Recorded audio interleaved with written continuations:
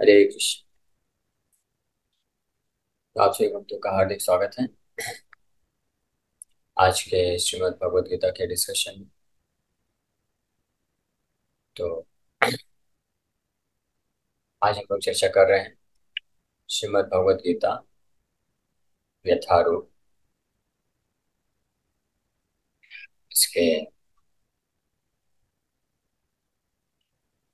तीसरे अध्याय के थर्ड चैप्टर पे चर्चा करेंगे। आप लोग स्क्रीन दिख रहा है मेरा ना? जी प्रभु जी। दिख रहा है, ओके।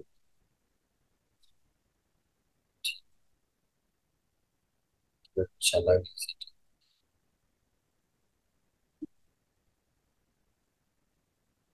एक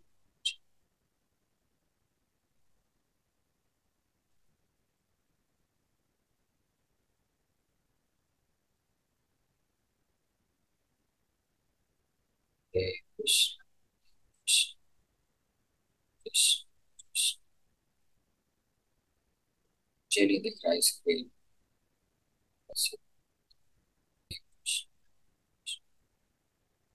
ओके, तो हम लोग ये थर्ड चैप्टर के 15 नंबर श्लोक पे कल चर्चा कर रहे थे। कर्म ब्रह्मोद्भवं विद्धि ब्रह्माक्षर समुद्भवम् तस्मात् सर्वगतं ब्रह्म नित्यं यज्ञे प्रतिष्ठितम्। Regulated activities are prescribed in the Vedas, and the Vedas are directly manifested from the Supreme Personality of Godhead. Consequently, the all-pervading transcendence is eternally situated in acts of sacrifice.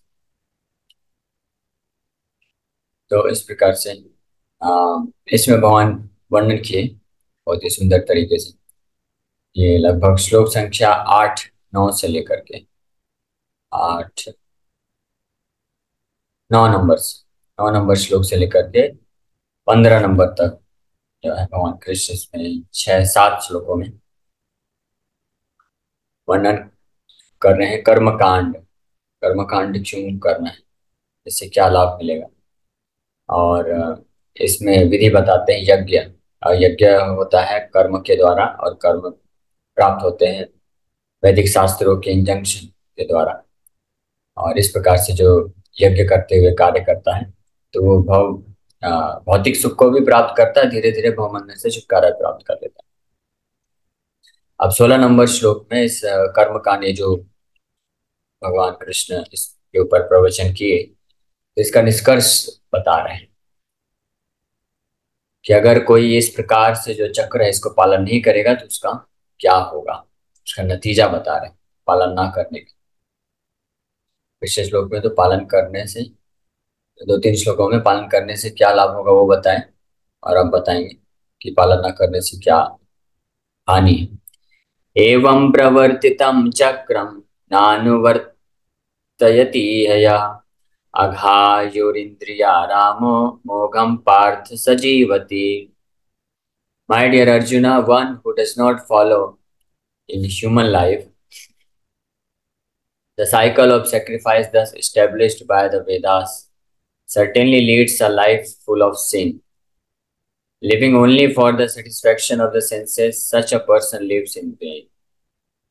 भगवान यहाँ पे फाइनली बता रहे हैं एवं प्रवर्तितम चक्रम, इस प्रकार से प्रवर्तित। प्रवर्तन, प्रवर्तन का मतलब होता है स्थापित करना, स्टैब्लिश करना। युग धर्म प्रवर्तन करने के लिए श्री चैतन्य महाप्रभु प्रकट हुए। इसी प्रकार से एवं प्रवर्तितम चक्रम, ये जो चक्र है, साइकिल है, इसको प्रवर्तित किया गया है, स्थापित किया गया है। सिस्टम, इस सिस्टम को बनाया गया है वैदिक शास्त्रों के द्वारा।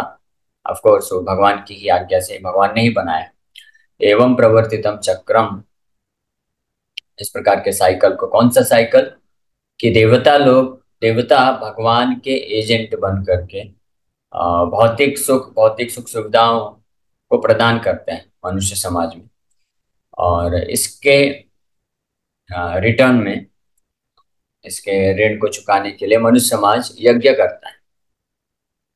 और यज्ञ देवताओं के लिए करता है, लेकिन मुख्य भाग जो मेन है, सबसे पहले भगवान विष्णु को केंद्र में रख के यज्ञ करता है, और फिर उस यज्ञ से शेयरिंग देवताओं को प्रदान करता है। और उसके फलस्वरूप देवता लोग सुख सुविधाओं को प्रदान करते हैं। यानी मनुष्य अपने कर्तव्यों का पालन करे और देवता लोग अपने कर्तव्यों का पालन करें। इसको साइकिल बोला गया। ये है साइकिल। ये मनुष्य समाज यज्ञ करे और देवता लोग सुख सुविधाओं को प्रदान करें। ये साइकिल को बनाया है भगवान कृष्ण। ये साइकिल, इस सिस्टम को बनाया है। मुख्य उद्देश्य क्या है कि इस सिस्टम के द्वारा धीरे धीरे हर प्रकार के जो जीवात्मा है वो हृदय शुद्ध करके भगवान के प्रति प्रेम को विकसित कर सके। लेकिन जो इस प्रकार के साइकिल को पालन नहीं करता, ना अनुवर्तयति है यहाँ, ना अनुवर्तयति। अनुवर्तयति मतलब इसको पालन करता है, अडॉप्ट करता है। यह मतलब इन दिस लाइफ, इस जीवन में, इस संसार में रहते हुए जो मनमाने ढंग से जीता है, इस प्रकार के चक्र का पालन नहीं करता है, यह वन हु अघा आयुर इंद्रिया रामा, तो निश्चित रूप में क्या करता है, उसका आयु, आयु मतलब उसकी जीवन अवधि क्या है, अघ, अघ मतलब होता है पाप, तो उसका जीवन अवधि, जीवन कैसा है, पापमय हो जाता है। क्यों? क्योंकि वो केवल इंद्रिय आराम, इंद्रिय सेंस ग्रेटिफिकेशन, इंद्रिय तृप्ति के लिए ही कार्य करता है।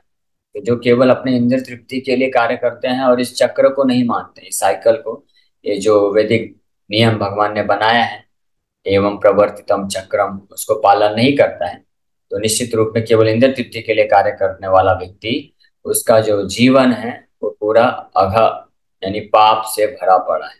अघायुर इंद्रिया रामो। और फिर भगवान बोल रहे हैं इस प्रकार का जो मनुष्य है, मोघम पार्थ सजीवती। मोघम मतलब व्यर्थ ही, मोघम मतलब व्यर्थ, यूजलेसली, कोई उसके जीवन का अर्थ नहीं है। व्यर्थ ही है पार्थ, व्यर्थ ही वो जीवन जी रहा है।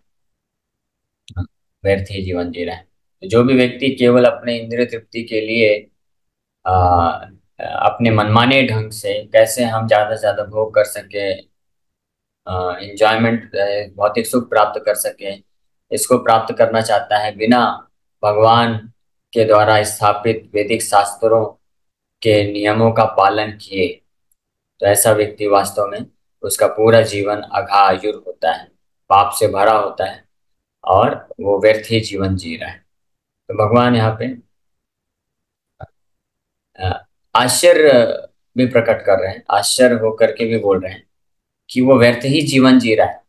या दूसरे शब्दों में बोले तो भगवान बोल रहे हैं कि पार्थ, मुझे समझ में नहीं आता कि वो जीवन जी क्यों रहा है। इसका, इसके पीछे बहुत बड़ा कारण है। क्योंकि भगवान कृष्ण शुरू में तो बोले कि कर्म योग करना चाहिए ताकि इस भव बंधन से मुक्त हो जाएं। कर्म योग मतलब अपनी इंद्रियों को भगवान की सेवा में लगाएं, तो उससे हम हृदय को शुद्ध करके भगवान के प्रति प्रेम वापस से जागृत करके भगवान के धाम जा सकते हैं। ये तो सर्वश्रेष्ठ उपाय है। फिर भगवान दूसरा भी ऑप्शन दिए कि अगर को किसी को इंटरेस्ट नहीं है भगवान को प्राप्त करने, भगवान की भक्ति करने में, तो कर्म कांड भगवान दिए कि चलो आपका इंटरेस्ट है केवल भौतिक सुख को प्राप्त करना, तो आप ये यज्ञ संपन्न करो, इस साइकिल को, इस चक्र को पालन करो। आप यज्ञ करो देवताओं के लिए, देवता लोग रिटर्न में आपको भौतिक सुख प्रदान करेंगे और आप इस प्रकार से कभी स्वर्ग भी जा सकते हो, अन्य अच्छे लोगों को प्राप्त कर सकते हो, पाप से बच जाओगे तो नरक नहीं जाना पड़ेगा। इस प्रकार से भगवान बताए। अब भगवान यहाँ पे आश्चर्य व्यक्त कर रहे हैं कि अगर कोई व्यक्ति इस प्रकार के चक्र का पालन नहीं करता है और ये सोचता है, ये सोच के जीवन जी रहा है कि मैं इंद्रिया तृप्ति करूं, इंद्रिया आराम, मैं अपनी इंद्रियों की संतुष्टि के लिए, इस भौतिक सुख को प्राप्त करने के लिए ही कार्य करूंगा बस, तो वास्तव में वो मूर्ख नंबर एक है। इसलिए भगवान आश्चर्य व्यक्त कर रहे हैं कि ऐसा व्यक्ति जी क्यों रहा है। क्योंकि वो जितना भी जिएगा, जितने भी क्षण इस भौतिक संसार में जिएगा अपने केवल इंद्रियों को मजा देने के लिए, तो वास्तव में इंद्रियों को वो भौतिक सुख तो प्राप्त कर नहीं पाएगा, उल्टा वो क्या कर रहा है, उल्टा पाप को अर्जन कर रहा है, पाप कमा रहा है। व्यक्ति सोचते हैं कि हम बहुत धन कमा रहे हैं, हम अभी ऐसे से, ये भगवान दैवी तथा आश्री प्रवृत्ति वाले अध्याय में, मेरे ख्याल से 16वें अध्याय में भगवान ये बताते हैं कि जो आसुरी प्रवृत्ति के लोग होते हैं वो सोचते हैं कि अभी मेरे पास इतने इतने अच्छे अच्छे आइडिया हैं, मैं अब इतना बुद्धि इस्तेमाल करके मेरे पास बहुत, मैं बहुत चालाकी से इस प्रकार से बिजनेस करूंगा और खूब धन कमाऊंगा। तो भगवान बोल रहे हैं वो मूर्ख है, वो सोचता है कि मैं खूब धन कमा रहा हूँ, लाखों रुपए कमाता था, अब करोड़ों कमाऊंगा, फिर अरबों कमाऊंगा, फिर पूरे विश्व में मेरा नाम हो जाएगा। तो नाम भी कमा लूंगा, बहुत धन भी कमा लूंगा, और उससे बहुत सारी सुख सुविधाओं को भी कमा लूंगा। और इस प्रकार से भौतिक सुख को मैं कमाऊंगा, अर्जन करूंगा, प्राप्त करूंगा। लेकिन भगवान बोल रहे हैं नहीं, वो क्या प्राप्त कर रहा है? केवल हर क्षण में, जितने भी, जिस भी समय, जिस भी उस कोई भी व्यक्ति का जो भी प्रयास जिसमें वो भगवान के बताए हुए मार्ग को पालन नहीं करके केवल अपने मनमाने ढंग से वो धन कमाने के प्रयास में लगा है, नाम कमाने के प्रयास में लगा है, इंद्र भोग कमाने के प्रयास में लगा है, तो वो भले ही ये सोचता है कि मैं बहुत धन, इंद्र भोग और नाम कमा रहा हूँ, लेकिन वास्तव में वो क्या कमा रहा है? आघा, आयुर, वो केवल पाप को कमा रहा है, पाप प्राप्त कर रहा है। जैसे कोई व्यक्ति अगर भगवान के सिद्धांतों के विपरीत जा करके कार्य करके धंधा करता है, 1 लाख रुपए कमा लिया, तो उसने 1 लाख रुपए नहीं कमाए, 1 लाख रुपए के बराबर पाप कमा लिया है। इसलिए भगवान बोल रहे हैं कि पता नहीं वो क्यों व्यर्थ जी रहा है। उसका तो इच्छा था कि मैं भौतिक सुख प्राप्त करूं, लेकिन वास्तव में वो पाप कमा करके दुख को प्राप्त कर रहा है। पाप कमा रहा है मतलब आघा आयुर, उसका जीवन पूरा पापमय है, इसका मतलब वो केवल दुख कमा रहा है। सुख कमाने के लिए गया था, लेकिन कमा क्या रहा है? दुख कमा रहा है। इसलिए भगवान बोल रहे हैं मोघम पार्थ सजीवती, ऐसा मूर्ख व्यक्ति क्यों व्यर्थ ही जी रहा है? इससे अच्छा वो ना जिएगा तो कम से कम पाप तो नहीं करेगा, पाप नहीं करेगा तो दुख तो नहीं भोगेगा। तो इस तरह से यहाँ पे भगवान यूजलेस उसको बोल रहे हैं। और दूसरा, मोघम पार्थ सजीवती, कि हे पार्थ, वो उसका जो जीवन है वो पूरी तरह से व्यर्थ है। तो ये जो है लौकिक दृष्टिकोण से हमने चर्चा किया कि लौकिक दृष्टिकोण से भी अगर देखा जाए, सामाजिक भौतिक रूप से भी अगर देखा जाए, तो मौन बोल रहे हैं व्यर्थ ही जी रहा है, क्योंकि वो जो भौतिक सुख भी चाहता है वो भी नहीं कमा पा रहा है। वो क्या कमा रहा है? केवल पाप कमा रहा है, और पाप से क्या मिलने वाला है? दुख ही मिलने वाला है। इसलिए वो व्यर्थ जी रहा है। और अगर परलौकिक दृष्टिकोण से देखें तो भी उसका जीवन जो है यूजलेस जीवन है, व्यर्थ जी रहा है। क्यों? क्योंकि इतना सुंदर मनुष्य जीवन मिला है, हे अर्जुन, इतना सुंदर मनुष्य जीवन मिला है कि व्यक्ति इस मनुष्य जीवन का इस्तेमाल करके वो अपने परमार्थ को प्राप्त कर सकता है, असली धन को प्राप्त कर सकता है, शाश्वत जीवन को प्राप्त कर सकता है। तो वो शाश्वत जीवन, शाश्वत धाम और शाश्वत धन को, असली धन को, आध्यात्मिक धन को छोड़ करके वो मूर्ख व्यक्ति सोचता है कि मैं कुछ भौतिक धन, भौतिक सुख सुविधा, भौतिक भोग, भौतिक सुख प्राप्त कर लूंगा, और वो भी इस मनुष्य जीवन का इस्तेमाल करके। तो इसलिए उसका ये जो जीवन है क्या है? मोघम है, व्यर्थ है, यूजलेस है, कोई मतलब का नहीं। ये उस तरह से हो गया जैसे कोई व्यक्ति i15 खरीदा है, आईफोन खरीदा 15, कितने का है पता नहीं, 1.5 लाख का मान लीजिए है लगभग। तो 1.5 लाख रुपए का आईफोन खरीदा है, नया नया वो आया है, और उसका इस्तेमाल किस लिए कर रहा है? वो कुछ लिखा पढ़ी का काम करता है, तो पेपर उड़ता रहता है पंखे की हवा से, तो उसके ऊपर बस रखने के लिए इस्तेमाल कर रहा है, और कोई इस्तेमाल नहीं कर रहा है। कुछ जो लिखने पढ़ने में पेपर उड़ता है, तो पेपर वेट उसको बोलते हैं, पेपर वेट की तरह बस इस्तेमाल कर रहा है। उसको कभी चार्ज भी नहीं किया, पूरी तरह से स्विच ऑफ है, और इस तरह से कई साल तक वो इस्तेमाल कर रहा है, और बाद में जब वो नष्ट हो गया मोबाइल, तो ऐसी स्थिति हो गई। तो ऐसे व्यक्ति को क्या बोलेंगे? कि व्यर्थ ही है उसका आईफोन 15 खरीदने का। आईफोन 15 खरीदा क्या है? व्यर्थ है, कोई मतलब नहीं, यूजलेस है। तो इसी प्रकार से मनुष्य जीवन आईफोन 15 की तरह, आईफोन 15 से भी ज्यादा महत्वपूर्ण, ज्यादा वैल्यूएबल है। लेकिन हम इसका इस्तेमाल किसके लिए करते हैं? ये तुच्छ चीजों के लिए करते हैं, इनसिग्निफिकेंट सेंस ग्रेटिफिकेशन के लिए करते हैं, जो जानवर और पशु और अन्य योनियों में भी प्राप्त हो जाता है। इसलिए भगवान आश्चर्यचकित होकर के बोल रहे हैं कि इस प्रकार का जो जीवन व्यतीत करता है, एवं प्रवर्तितम चक्रम नानुवर्तीयतः, इस प्रकार के चक्र को, यानी वैदिक, जिसका भी भगवान से, धर्म से, वैदिक शास्त्रों से, यज्ञ से कोई मेल जोल नहीं, कोई संबंध नहीं है, कोई कनेक्शन नहीं है, जो नास्तिक है, पूरी तरह से भौतिकवाद जीवन व्यतीत कर रहा है, या ऐसे तथाकथित आस्तिक लोग भी जो केवल कहने के लिए बस बोलते हैं कि हम भगवान को मानते हैं, श्रद्धा है, लेकिन अपने दिन प्रतिदिन के कार्यकलापों में भगवान को नहीं जोड़ते हैं, भगवान से कनेक्शन नहीं एस्टेब्लिश करते हैं, तो उनका जीवन भगवान बोल रहे हैं कि व्यर्थ है, उसका कोई मतलब नहीं इस प्रकार के जीवन को जीने के लिए। इसलिए जो बुद्धिमान व्यक्ति होते हैं वो शास्त्रों के इंजंक्शंस को पालन करते हैं और अपने जीवन को सफल बनाते हैं, यूजलेस से यूजफुल बनाते हैं। अदरवाइज पूरा जो जीवन है, इस पूरी भौतिक सृष्टि और हमारे पास जो भी हम एकत्रित करते हैं, पूरा टेक्नोलॉजिकल एडवांसमेंट, सब कुछ क्या है, यूजलेस है। लेकिन अगर इसको हम कृष्ण से जोड़ देते हैं, कृष्ण को प्राप्ति के लिए इस्तेमाल कर लेते हैं, तो वो सबसे ज्यादा यूजफुल हो जाता है। जैसे प्रभुपाद जी एक बार एक प्रवचन में ऐसे ही बोल रहे थे, कन्वर्सेशन चल रहा था, तो बोल रहे थे कि ऑल ये जितने भी टेक्नोलॉजिकल एडवांसमेंट हैं, बड़े बड़े एरोप्लेन बना रहे हैं, रॉकेट साइंस, ये सब जितना भी एडवांसमेंट हो रहा है, ये सब यूजलेस है। तो एक रिपोर्टर ने इंटरव्यू लेने आया था, तो वो पूछा कि स्वामी जी आप बोल रहे हैं ये सब यूजलेस है, तो लेकिन आप भी हमारे देश में आए हैं एरोप्लेन में चढ़ के, तो अगर यूजलेस है तो आपने उस एरोप्लेन का इस्तेमाल क्यों किए? वो भी तो टेक्नोलॉजी से बना हुआ है। प्रभुपाद जी बोले टू मेक इट यूजफुल, उसको उपयोगी बनाने के लिए, अदरवाइज यूजलेस। एरोप्लेन का इस्तेमाल लोग एक देश से दूसरी जगह जाते हैं, किस लिए? पाप कमाने के लिए, दुख कमाने के लिए, पैसा कमाने के लिए जाते हैं, बिजनेस करने के लिए एक से दूसरे देश भ्रमण करते रहते हैं। और वो सोचते हैं कि हम बहुत पैसा कमा रहे हैं, बहुत नाम कमा रहे हैं, बहुत सुख सुविधा कमा रहे हैं। लेकिन भगवान बड़े सरल भाषा में एक ही श्लोक में बता दिए क्या कमा रहा है वो। अघा आयुर इंद्रिया रामो, इंद्र तृप्ति के लिए कार्य कर रहा, मतलब अघा आयुर, वो केवल पाप को कमा रहा है। तो इसलिए वो यूजलेस हो जाता है, मोघ हम पार्थ जीवती। लेकिन जो भक्त होता है, वो इस मनुष्य शरीर को भी, मनुष्य जीवन को भी, इस समय को भी, और साथ में संसार की हर वस्तु, टेक्नोलॉजी है, हर चीज है, उसको कृष्ण भक्ति में आगे बढ़ने के लिए, कृष्ण के सेवा के लिए इस्तेमाल करता है, तो वो फिर यूजफुल हो जाता है। यूजलेसनेस से यूजफुलनेस उसका हो जाता है। इस प्रकार से इस श्लोक में भगवान इस तरह से निष्कर्ष दे रहे हैं। The Maimonides philosophy of work very hard and enjoy sense gratification is condemned herein by the Lord.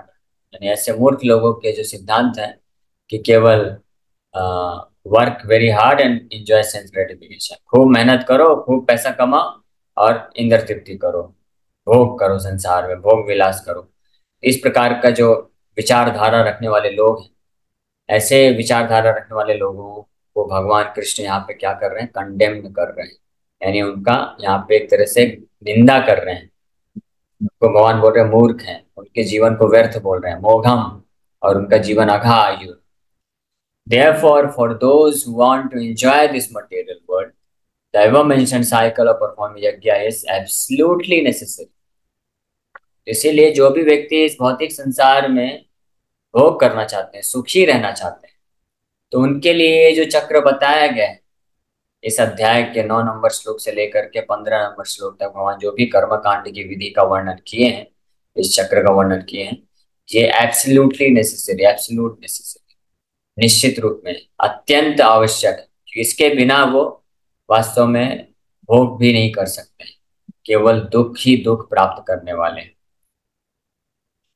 One who does not follow such regulations is living a very risky life, being condemned more and more.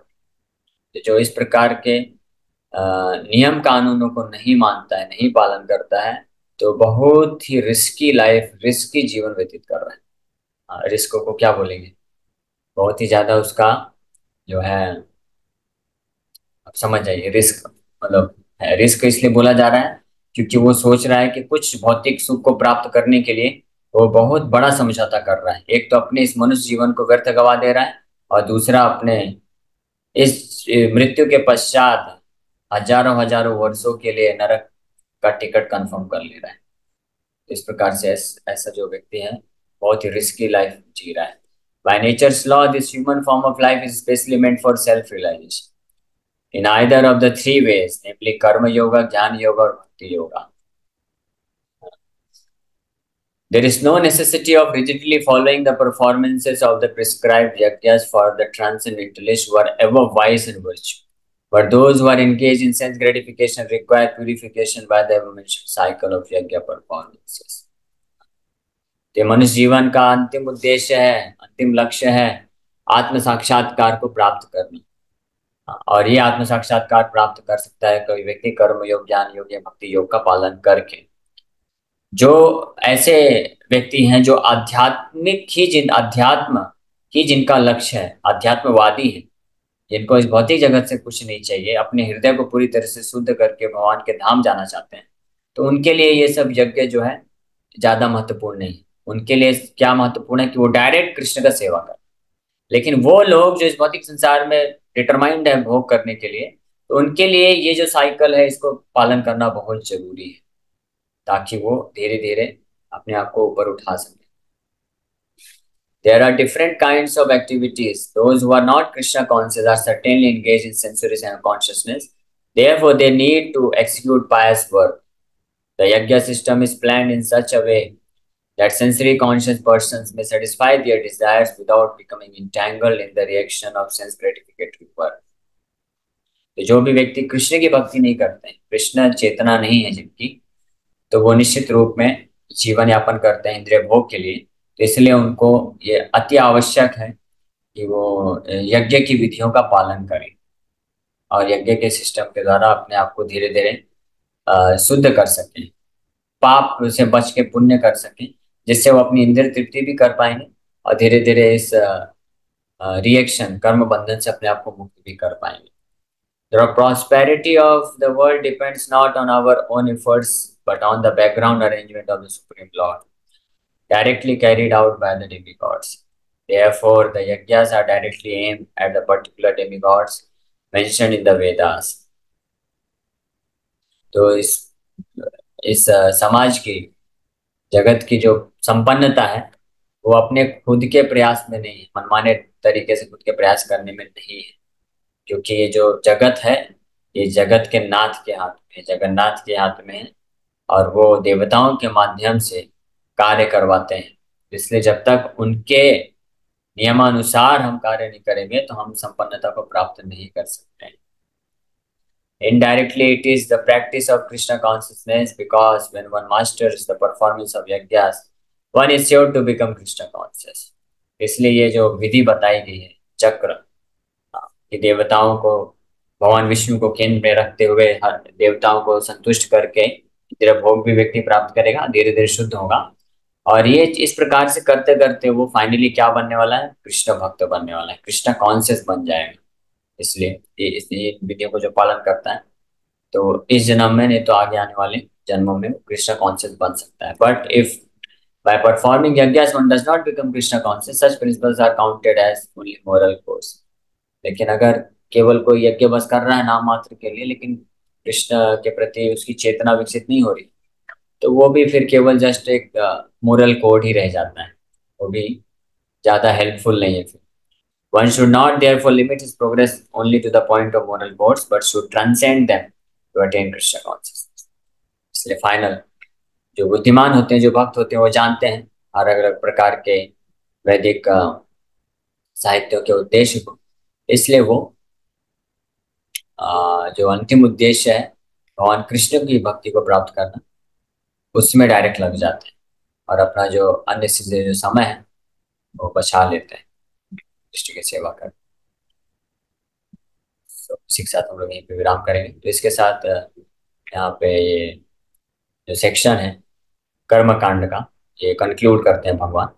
अब जो next चालू होगा तो वो जो third category के लोग हैं, जिनका हृदय शुद्ध है, जो आध्यात्मिक स्पिरिचुअल प्लेटफॉर्म है, तो उनको किस प्रकार से कार्य करना चाहिए भगवान उसके ऊपर कल से इस प्रवचन चालू करेंगे। Hare Krishna. Thank you very much. किसी भक्त का कोई प्रश्न तो पूछ सकते हैं। यस अंकिता माता जी।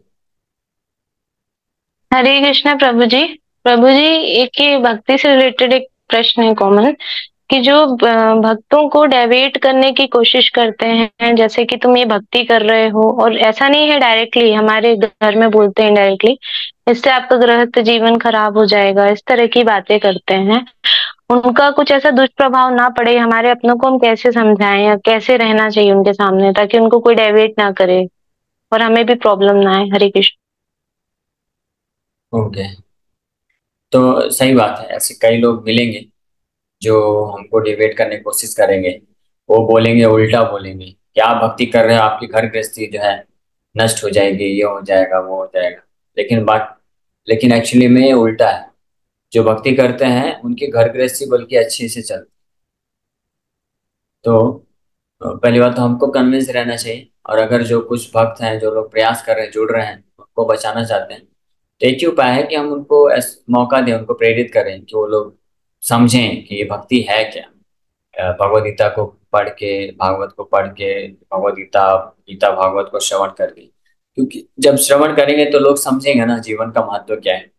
मनुष्य जीवन का लक्ष्य बस ये नहीं घर गृहस्थी बस करना है। ये घर गृहस्थी तो एक माध्यम है जिसके द्वारा धीरे धीरे व्यक्ति अपने हृदय को शुद्ध करके कृष्ण भक्ति को प्राप्त करे। तो मूल लक्ष्य कृष्ण भक्ति। अगर कृष्ण भक्ति को ही छोड़ दिया तो घर गृहस्थी फिर किस काम की। तो ये इस बात को कोई अगर समझ जाएगा गीता भागवत को सुन करके, तब वो फिर विचलित नहीं होगा। और सुनना भी नहीं चाहते हैं तो, सुनना नहीं चाहते इसका मतलब फिर उनको इंटरेस्ट नहीं है। तो हमको नेग्लेक्ट ही करना चाहिए ऐसे लोगों को, वो जो कुछ भी बोलते हैं कि आप भक्ति पर कर रहे अगर हो। घर में हमारे पीठ पीछे बोलते हैं प्रभु जी, और हमें पता भी नहीं होता और बाद में पता चलता है किसी ने उनको ऐसा बोला है, हमारे क्लोज रिलेटिव्स को। अच्छा, नहीं, अगर आपको पता भी नहीं चल रहा है तो आपको फर्क नहीं पड़ना चाहिए, आप अपना भक्ति करते रहिए, उसमें टेंशन क्या है। मतलब जैसे पेरेंट्स को बोल रहे हैं या हस्बैंड अच्छा। हैं, कोई इस तरह की चीजें कर रहे हैं जिससे हमें इनडायरेक्टली इफेक्ट पड़ रहा है, अच्छा, पड़ेगा इन फ्यूचर। अच्छा, समझ गया। मतलब वो किसी और को बोल रहे हैं तो वो उनकी श्रद्धा को नष्ट करना चाहते हैं। तो उसका वही उपाय है कि वो लोग तो जो बोलते हैं हम उनका मुंह तो बंद नहीं कर सकते। वो लोग तो बोलेंगे ही, हर किसी को पावर ऑफ स्पीच दिया गया है। हम क्या कर सकते हैं कि जिनको जिनको श्रद्धा है हम उनको बचा सकते हैं, हम उनको समझा सकते हैं। तो समझाने का तरीका यही है कि उनको कथा में इनवाइट करना चाहिए, उनको गीता देना चाहिए, उनको रिक्वेस्ट करना चाहिए कि आप पढ़िए। और अगर वो पढ़ने को तैयार नहीं हो रहे हैं, वो सुनना भी नहीं चाहते हैं, तो फिर आप क्या कर सकते हैं। यानी वो भी डिटरमाइंड है कि हम भी ठीक है, जैसा ये बोल रहे हैं कि भक्ति करने का कोई मतलब नहीं, यूजलेस है, तो फिर वो भी उसी कैटेगरी के हो गए। इसलिए हम अपनी तरफ से प्रयास ही कर सकते हैं, बेसिकली कहने का मतलब ये है। हम लोगों को मौका दे सकते हैं। और उसके अलावा फिर और क्या किया जा सकता है।